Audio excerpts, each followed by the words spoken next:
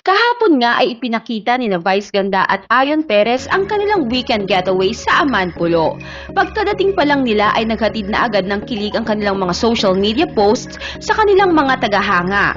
Ito nga daw kasi ang much needed break ng dalawa mula sa kaliwat kanang work engagements nila. Marami namang Vice Ayon fans ang kinilig sa mga photos and videos na isinare ng kanilang mga idolo. Ayon sa marami ay tama lang daw na mag-spend ng time together ang dalawa para sa love and relaxation. Ngayon naman ay siguradong mas kikiligin ang mga Vice Ayon fans dahil ipinakita nga ng dalawa ang itsura ng kwartong tinutuluyan nila sa Amanpulo.